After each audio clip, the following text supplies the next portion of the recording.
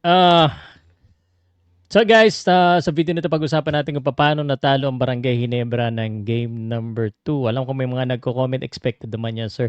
Anyway, gusto ko rin magpaumanhin po sa mga Ginebra fans o sa mga basketball fans na nagabang ng live namin ni Sir Homer Saison. Apparently, si Sir Homer Saison po ay kailangan magpa-check up. Nagkaroon lang siya ng konting medical issue.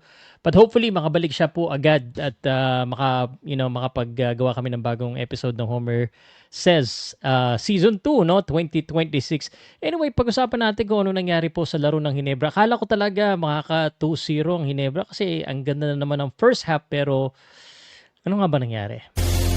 Podcast Sports, the number one independent sports voice of the Philippines. So guys, ako po si Pau Salud ng Pauka Sports. Mahilig ako sa boxing, sa basketball at sa Ginebra. Siyempre, pag-usapan po natin, pinanood ko siya. Actually, nasa biyahe ako habang pinapanood ko doon sa Pilipinas Live app. First half, parang sabi ko, mukhang matutusiro mukhang may pag-asa po ang Barangay Ginebra. Ngunit dyan ako nagkamali. At pag-usapan natin, alam ko uminit si Jeronteng at the essential thing is mas malalim talaga ang Barangay Ginebra. Marami silang nabunot. Pero let's look at the stats. Let's look deep into the stats of this one. Kasi kung titingnan nyo guys, medyo parang sa totoo lang, generally, hindi ko lang napansin nyo, parang tumamlay ang depensa. Sa depensa ko tinitingnan eh. Kasi if you look at this, SMB 12 points lang first quarter, 22 points in the second. Pero pagdating po ng third and fourth, nagbigay po ang Barangay Ginebra ng 31 points at 28 points sa San Miguel Beermen. So, I credit this to the defense na humina. Syempre, mas maraming nabuno talaga. Sabi nga ni Coach Tim Con, mas malalim daw ang SMB. Mas malalim naman talaga, pero panalo natin eh. Yung nagpanalo sa atin ng first game, atin na ha, nagpanalo sa Ginebra ng first game, seems like nandun din pa rin naman eh. But let's look at this. Mas mataas ang field goal ng SMB, which is what happened in the first game. 3-point shooting, ang baba pa nga, wala pa nga outside shooting ang San Miguel. If you look at this, 20%. Kaya nga sinabi ko, nandun pa rin naman. So, anong nangyari? So, what happened? Rebounding, lamang ng 10 ang SMB, which is going to be a big factor. Ito, titingnan nyo. Bench points, 44 and 37. At points in the paint.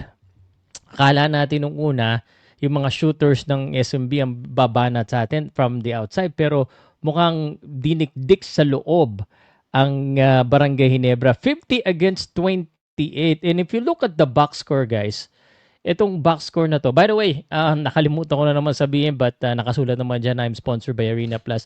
Just in case medyo gusto mong magpalit ng app, no, sa Arena Plus ka na kasi ano yan sponsored by PBA. So mas maganda at saka partner din po natin. Doon na po kayo mag-register, doon din kayo makakapanood ng basketball. So, anyway, Junmar Fajardo did the Fajardo thing, 21 points. Sabi nga doon sa isang comment ko. Si Perez, actually si Perez, hindi pa rin maganda yung shooting. 4 out of 17. So, anong nangyari? Pati si Ross, di rin maganda. 2 out of 7, 3 out of 8 si Lassiter. These are not good shooting percentage. These are below 50%. Ang kumana, at ang si Troliano rin, di rin maganda. Ang kumana si Jeronteng, Jericho Cruz, sa Tautua, ayan po, no? At yung Teng talaga, no? Ang Jericho talaga.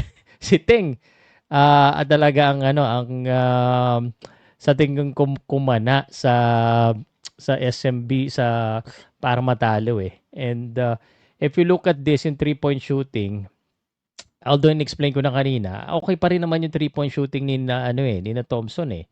Hindi pala si Thompson, si Holt, 4 out of 5. Rosario, 0 out of 4 nga lang. Pero mas mataas pa rin, 4 out of 9 pa rin ito si Barrientos at si Torres, napapakinabangan din sa outside shot. So, what went wrong?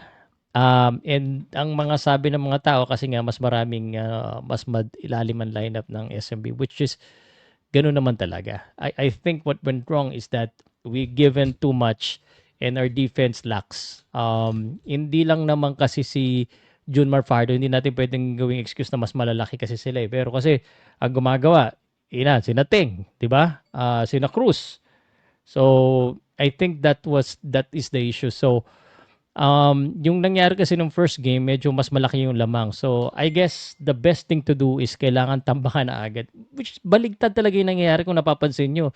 'Di ba usually Hinebra naghahabol, ngayon tayong hinahabol, and our third and the fourth quarter is seems like we're lacking the intensity that we had in the first and the second quarter. Yun ang nakita ko, guys. So sa third game, I think we just need to make sure that our third and fourth quarter is also there, especially in the defense side. So again, that is just my thoughts on this one.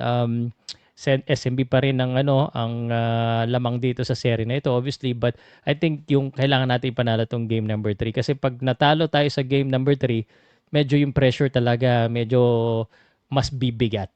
Ano sa tingin nyo, guys? Para sa inyo, bakit natalo ang Barangay Ginebra? Ano bang problema ng Barangay Ginebra? Bakit lagi na lang parang muntik na kinakapos lagi tayo sa second half?